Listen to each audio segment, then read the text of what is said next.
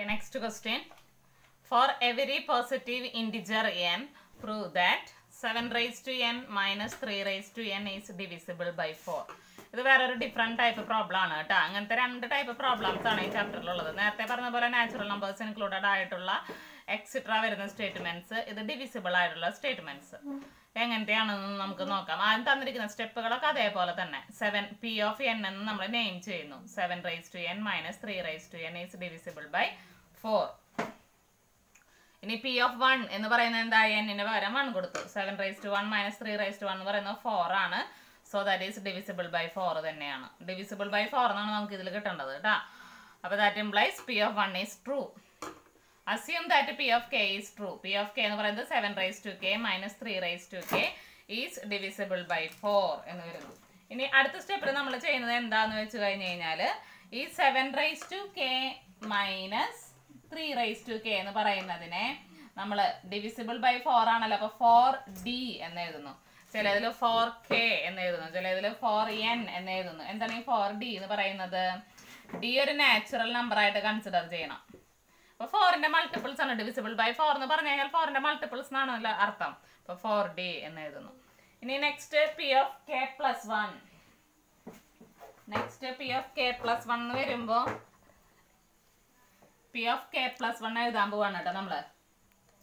p of k plus 1 equal to എന്തായിരിക്കും വേണ്ടത്?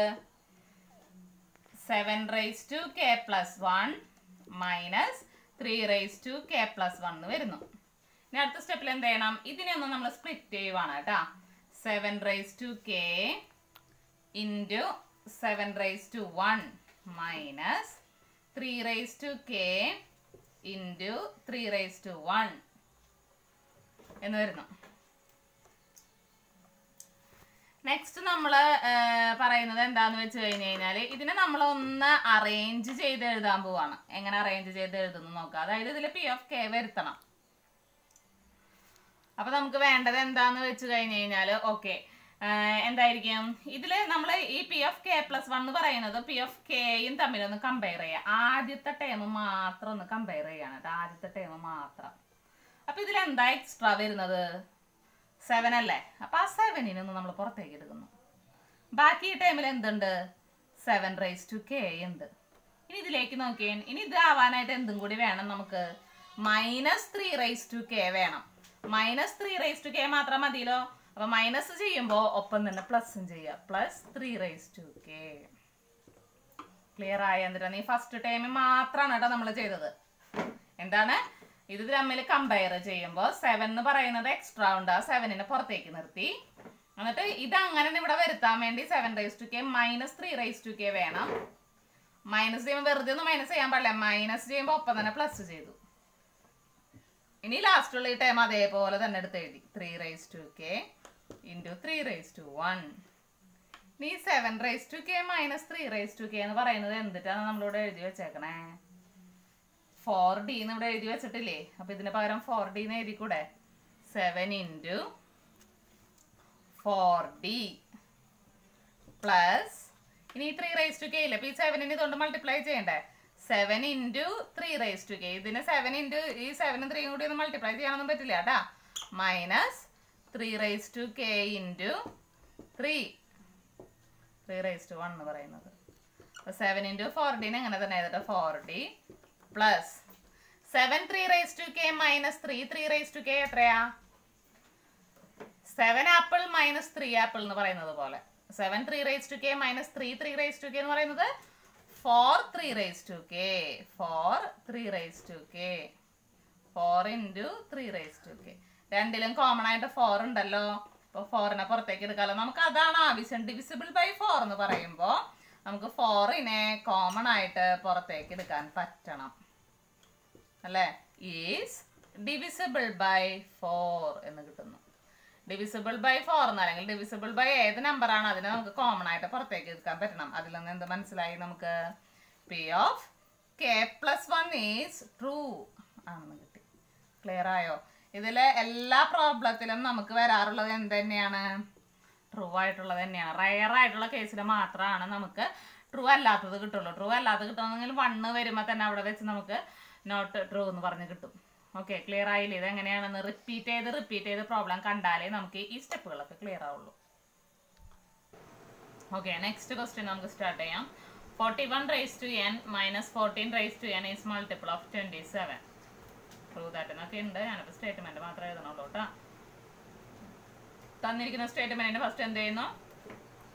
P of N എന്ന് നമ്മൾ നെയിം ചെയ്തു.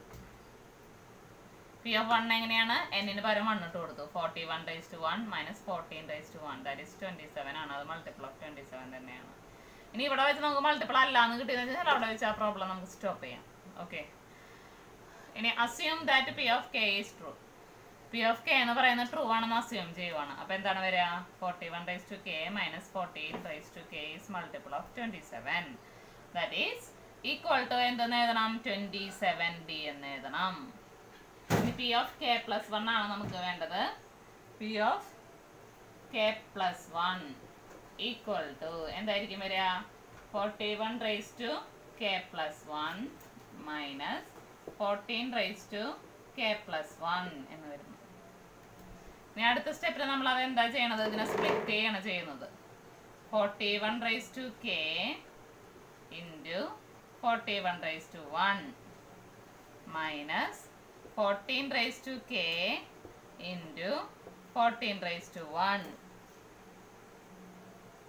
ഇനി നമ്മൾ ഇതിലോട്ടാണ് നമുക്ക് നോക്കേണ്ടതെന്നാണ് ഞാൻ പറഞ്ഞത്. ഏതാണ് ഇതും കമ്പയർ ചെയ്യുക. ഏത് രണ്ടെണ്ണമാണ് കമ്പയർ ചെയ്യേണ്ടത്?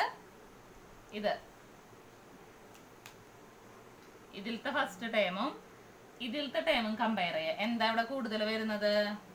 41 അല്ലേ കൂടുതൽ വരുന്നത്. അപ്പൊ ആ 41നെ നമ്മൾ പുറത്തേക്ക് എടുത്തു.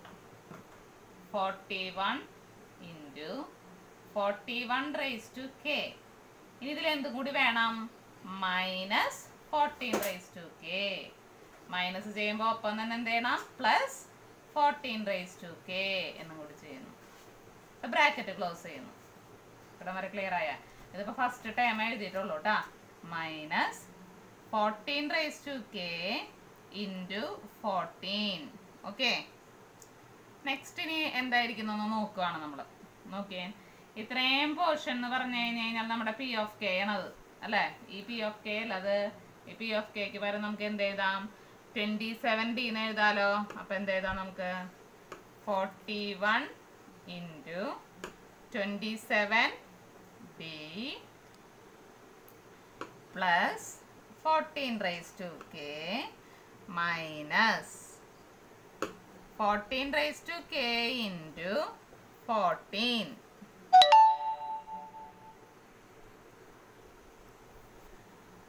That is equal to എന്താണ് വരുന്നത് നോക്കിയാൽ ഇതിനെ ഒന്ന് മൾട്ടിപ്ലൈ ചെയ്യുമ്പോൾ 41 into 27d plus 41 into 14 raised to k.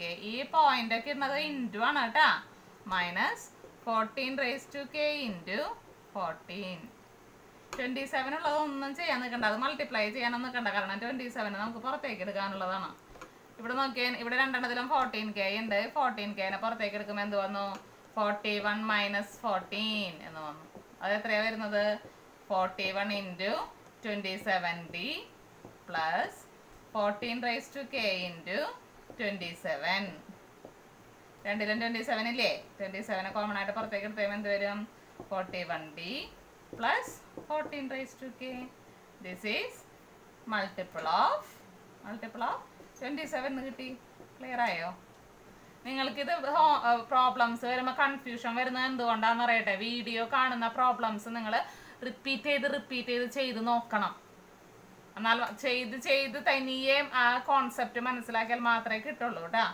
Okay, that is നമുക്ക് എന്ത് എഴുതാം? നമുക്ക് P of k plus 1 is true എന്ന് എഴുതാം. ഓക്കെ, ക്ലിയർ ആയോ എല്ലാവർക്കും? റിപ്പീറ്റ് ചെയ്ത് നോക്കുക, ആ ഒരു കോൺസെപ്റ്റ് മനസ്സിലാക്കുക എല്ലാവരും. ഓക്കെ.